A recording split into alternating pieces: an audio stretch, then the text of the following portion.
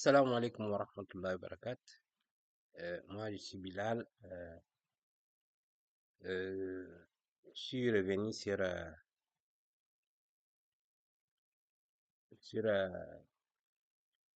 vidéo que nous avons faite la fois passée. Donc, la fois passée, on a passé deux opérations de vente. Voilà, ça c'est la première opération, ça c'est la deuxième. Et aujourd'hui, on va passer le paiement de ces deux créances. Donc, supposons que ces deux créances sont venues payer leur créance 2 jours après. Voilà. L'autre a payé en espèces. L'un a payé en espèces et l'autre a payé par chèque. C'est le paiement. Bon, ce client, agence A, a réglé sa facture en espèces et celui-là a réglé sa facture par chèque. Ok. Maintenant, on va procéder d'abord au paiement en espèces. Donc, on revient toujours sur cette icône-là, c'est dit d'écriture. On clique, voilà, ouvrir un journal, période par période. Donc, ça, c'est les codes des journaux. Tous les journaux, tous les journaux que nous avons créés, ça se trouve ici. Ça, c'est vente. Si on a besoin de caisse, on tape C. Et ensuite, on cherche, on clique ici, chercher. Voilà, ça nous a donné. Alors, caisse principale. Ok, nous avons dit que ce client est venu régler sa facture 2 jours après, bien 3 jours après. Donc, prenez le 23. Voilà. Comment on passe ces écritures? On prend ici, bon, ça c'est la colonne ou bien la case de jour. On met le jour ici, la date ici on met, c'est 23. Ensuite, numéro de facture, nous avons dit que c'est facture numéro 1, référence, c'est facultatif. Voilà. Si on doit saisir le numéro de compte. Si on utilise, on prend le compte des clients, là, parce que c'est un paiement. Donc, voilà, automatiquement, ça nous a choisi le client en question, agence de voyage A. Là, on n'a pas besoin de choisir encore, c'est déjà choisi. On passe au suivant, la case des libellés. Donc, moi, j'ai l'habitude bon, je ne casse pas la tête, hein. Pour aller vite, je copie ces libellés-là. Voilà, je copie. Voilà, ça, c'est journal vente, hein. Je copie dans le journal vente. Et je viens coller ici dans mon journal caisse. Voilà, ça a pris. Donc, je n'ai pas besoin de saisir encore, mais voilà, ça me prend du temps. Je copie, je colle et j'avance. Le montant, voilà. Regardez ici, comme c'est un paiement, automatiquement, le curseur vient se positionner dans la case de crédit, hein, pour solder ces comptes-là. Avant, on l'a débité.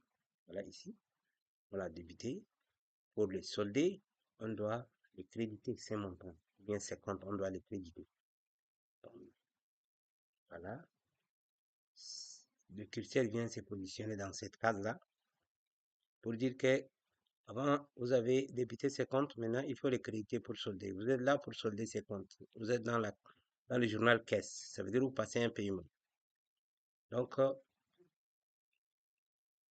automatiquement, ça vient se positionner dans la colonne de crédit. Bon, même chose, hein, je n'ai pas de temps à perdre. Je copie le montant de la créance qui est de 815 000 et je viens coller ici dans la case de crédit. Tac. OK, c'est bon. Et ensuite, on valide. Voilà. Et la contrepartie, c'est automatique. Voilà, c'est automatique. Dès que vous devez, avec les journaux, c'est pas dans tous les journaux là. C'est dans le journal des trésoreries. La contrepartie est automatique. Si vous débitez un compte, automatiquement le journal crédite l'autre compte. Si vous créditez, automatiquement il débite l'autre compte. Voilà. Voilà. Ça, on a déjà passé le paiement de cette facture, cette créance. Voilà. Voilà. Là, nous avons dans notre caisse 815 000 francs. Ça, c'est le solde dans notre caisse. Voilà. Pour faire le rapprochement, vous prenez votre caisse réelle. Voilà. Et ensuite, vous faites la comparaison avec votre caisse qui est dans Sage. Voir est-ce que les montants sont exacts. S'ils ne sont pas exacts, voilà, il faut vérifier. Pourquoi c'est pas exact? Quelles sont les opérations que tu n'as pas placées?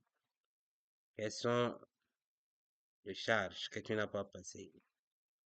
Quels sont les paiements que tu n'as pas passés? Quels sont les paiements des créances, le règlement des créances que tu n'as pas passé? Et quels sont les paiements de factures fournisseurs que tu n'as pas passé? Ouais, quelles sont les dépenses que tu n'as pas passées? Voilà, tu vas faire tout ça. Ok. Ça, ce client-là, on a déjà soldé. Maintenant, il reste l'autre là. Là, on vient ici. Celui-là, il a payé par chèque. Et on a déposé dans notre compte IBA. Pardon? Voilà, on vient, on choisit code journal IBA. Voilà, on ouvre. Voilà, on vient ici. Même chose. 2 jours après, il est venu régler sa facture, ce client-là aussi. Voilà. Ici, on écrit le numéro de facture, c'est 2. Référence, on laisse tomber, c'est facultatif. Voilà, on prend le compte général des clients. Cette fois-ci, on doit choisir ces clients-là. Ces clients divers. Voilà, clients divers. Voilà, on a choisi compte des clients divers. Eh bien, attends, on a fait une petite erreur. Voilà, c'est bon, compte des clients divers. Les libellés, on doit copier les libellés. J'ai l'habitude de faire ça. Je copie pour aller vite, je n'ai pas de temps à perdre. Voilà, je copie les libellés. Je viens dans le journal caisse, pas caisse, pardon, journal banque IBA, et je copie ça. Voilà. Et je passe, voilà, au cas suivant. Voilà, automatiquement, c'est venu se positionner dans la case de crédit. Voilà, même chose, je copie le montant, copie, et je viens dans mon journal banque IBM et je colle ici. Hop, voilà. OK. Ici, côté libellé, je vous demande d'écrire le numéro de chèque. Voilà, comme ça, lorsque vous allez faire état de rapprochement bancaire, ça va être très facile. Vous allez repérer vite votre chèque.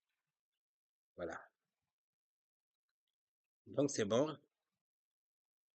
Voilà, nous avons déposé ça. Voilà, le chèque. OK, je crois qu'on va s'arrêter là. On va passer à autre chose après.